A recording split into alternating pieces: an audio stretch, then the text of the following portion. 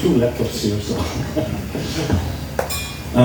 Thank you, Joseph, for the kind introduction of us all here. As Joseph said, dear friends and comrades, I want to talk about nuclear weapons. It's an almost forgotten topic in public debates, and I will come back to that, but in the 80s there were massive demonstrations in Europe, and I think also in the US, opposing these weapons and asking the need of disarmament, nuclear disarmament. That's the peace sign, by the way. Not many people know that, but it's nuclear disarmament. It became more known during the Vietnam War, I think, but that was the original. That's the original symbolic of the peace sign. So the war in Ukraine has brought nuclear weapons back into the spotlight. Unfortunately, nuclear confrontation, according to the doomsday clock, is even more likely than during the Cold War. In my contribution, I would like to address NATO's nuclear policy and the concept of nuclear sharing, in which US nuclear weapons stored at military bases of 5 European NATO countries, and maybe soon 6, play a central role. Only gradually, nuclear weapons became a central part of NATO's military post-Cold War strategy. In NATO's earliest years, nuclear weapons were in fact not even mentioned in the alliance's strategic concepts. Even when the US nuclear weapons in Europe peaked at more than 7,000 in the 70s. Nuclear arms were considered a responsibility of NATO's nuclear powers. Only in 2010, at the NATO summit in Lisbon, NATO accepted the strategic concept, proclaiming for the first time to be a nuclear alliance. So from the 50s, the US began to deploy, so it's much older than the 2010 strategic concept, but from the 50s on, the US began to deploy nuclear weapons in other NATO member states, giving them a role in the planning and preparation of nuclear war, with the establishment of the nuclear planning group later in '66. And in the years that followed, all countries, new members included except France, became involved in the nuclear deterrent policy, which was increasingly defined as a form of alliance solidarity.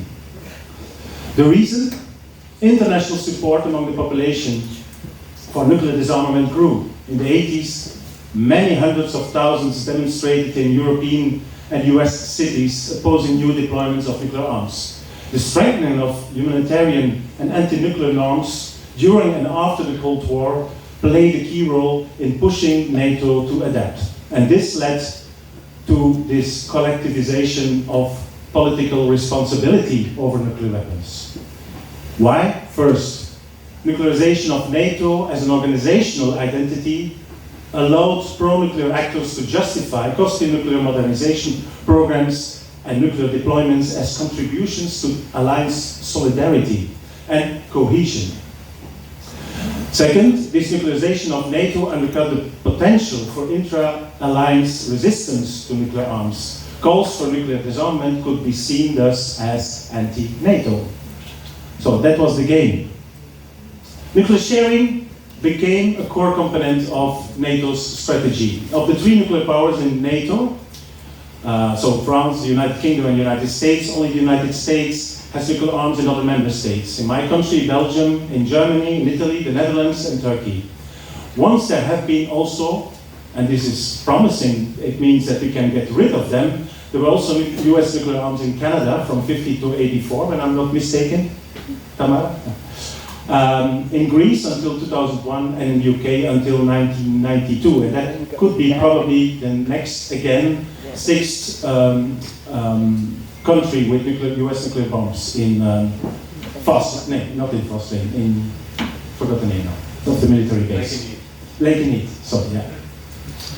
Currently, the US has an estimated 100 tactical B-61 bombs deployed in Europe. They have to be mounted into, and that's not in Turkey, dual-capable aircrafts in wartime. And each year, the nuclear sharing is exercised in steadfast moon maneuvers that until recently have been kept secret.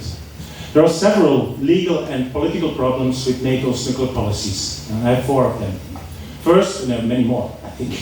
First, the concept of nuclear sharing can be considered as a transfer of nuclear arms to non-nuclear states, which would be in breach with Article, and is in breach, with Article 1 and 2 of the Non-Proliferation Treaty of 1970 already. The NPT prohibits the direct or indirect transfer or control of nuclear weapons to non-nuclear weapon states. And this would be certainly the case once the fighter jets of non-nuclear weapon states, the countries I just talked about, take the skies and with the permissive action links activated that allow the nuclear weapon to be used during a military operation or an all-open war.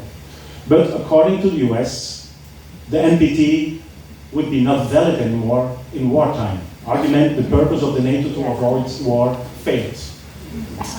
These bombs will soon be replaced by new B-61-12 bombs equipped with an electronic tail kit that can guide the bomb to its target.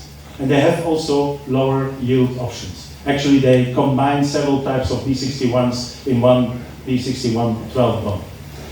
The mixture of both precision and lower yield options could be seen by war planners as more usable weapons. The new B-61-12 could increase the danger and will increase the danger of a war with nuclear weapons, eroding, by the way, the concept of deterrence. A second problem with NATO sharing policy is nuclear sharing policy is that there is no transparency whatsoever around the presence of these nuclear weapons at European military bases. It makes democratic debates and decision making virtually impossible, which is probably no coincidence. Traditionally, according to several surveys, a majority of the population in most NATO countries is in favor of a ban on nuclear weapons. Even if it's not clear if the war in Ukraine changed this public mood, the secrecy surrounding nuclear sharing is unacceptable in a democracy. The third problem is NATO's aggressive stance towards the Nuclear Ban Treaty, the TPNW. At its latest summit in Vilnius, 2023, NATO reiterated that the Non-Proliferation Treaty, they say it, remains the essential bulwark against the spread of nuclear weapons, claiming its strongest commitment, that's their words, to the full implementation of the NPT across its 3 pillars, including Article 6. On the other hand, NATO member states have been boycotting the negotiations on a treaty to ban nuclear arms, the TPNW, although it can be seen, or is an implementation of the same Article 6 of the NPT, in which the parties commit to negotiate a treaty for complete nuclear disarmament. NATO has been waging disinformation campaigns with the false claim that the ban treaty reminds the nuclear disarmament regime and that it lacks control and verification mechanisms, although in Article 3 of the TPNW, it clearly states that non-nuclear weapon states shall, and I quote, maintain its International Atomic Energy Agency safeguards obligations at a minimum. So these are false claims of NATO.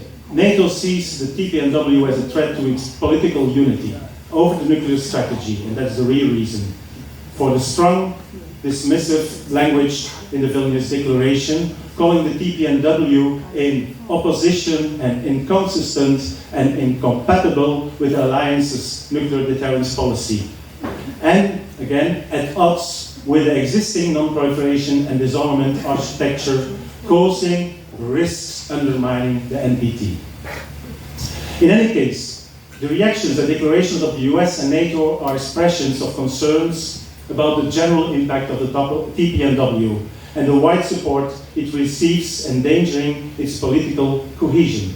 Therefore, the Vilnius Declaration emphasizes that talks and negotiations on disarmament should be done with NATO as a platform. In other words, NATO members are not supposed to initiate or participate in disarmament initiatives outside NATO or without the leadership of the US. The fourth problem is that NATO has always been ambiguous in its nuclear policy. It's paying lip service to the NPT while its nuclear powers continue to pour billions into replacing or upgrading their nuclear arsenals. I want to refer to the latest ICANN report that said that investments in nuclear investments increased with again 10% and 35% the last 5 years, up to 91 billion, and more than half of it is by US, 2/3 by NATO countries. NATO's statements are full of contradictions. According to the NATO, and now I quote from the Deterrence and Defense Posture Review of 2012, that was in Chicago, nuclear weapons are a core component of NATO's overall capabilities for deterrence and defense, alongside conventional and missile defense forces. NATO is committed to arms control, disarmament and non-proliferation, but as long as nuclear weapons exist, it will remain a nuclear alliance. And this is the mantra they always, and each time they repeat. The language NATO used in the Vilnius Declaration is not such as to invite Russia or China to disarm, blaming these countries for the erosion of the disarmament regime while it remains silent over its own role in it, like the deployment of a missile shield after the US pulled out of the ABM, the Anti-Ballistic Missile Treaty, the US withdrawal of the INF Treaty, and Open Skies Treaty, the Iran deal, and so forth and so forth. And then also we have the whole future delivery of nuclear submarines to Australia, the AUKUS stuff, let's say. The challenge now for the peace movement is to convince other social movements that nuclear disarmament is not only a matter for peace organizations, it's a matter for all of us. It has already been said, I think, today, that there are two planetary threats: climate change, nuclear, and the threat of nuclear war. Climate change is a complex thing because it's a systemic change you need. To avoid the threat of nuclear weapons, it's very simple. You need to sign the paper and to disarm. It's very simple.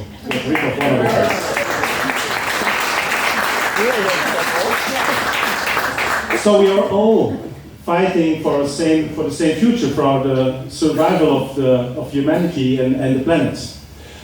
So a wide social and political movement against the danger of nuclear war should be put forward with a number of, and it's just a few examples common demands. And I focus also on Europe now because it can be a first step towards nuclear disarmament.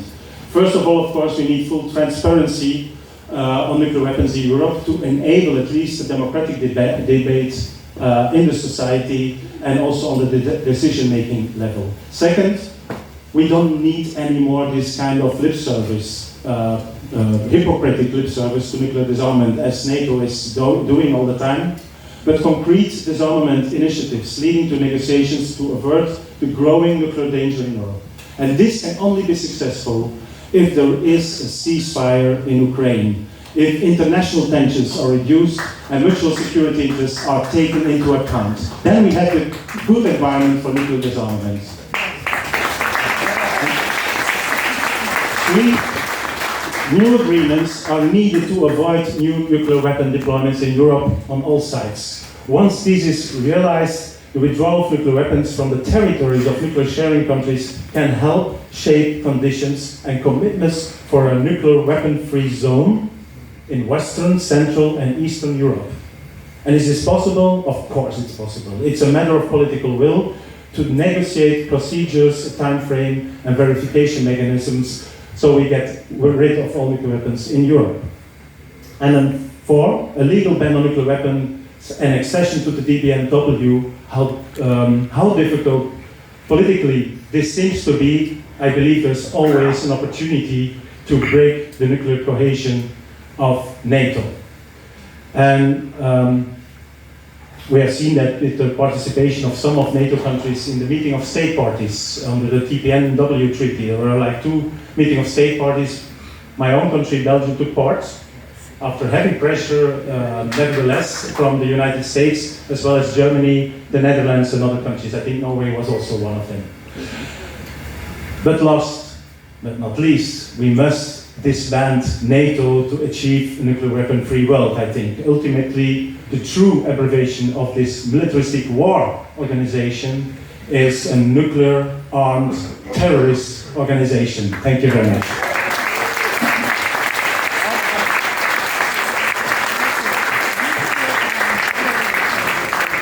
That's a reflection of a lot of good work. Before introducing tomorrow, I just want to come in behind Ludo for a second.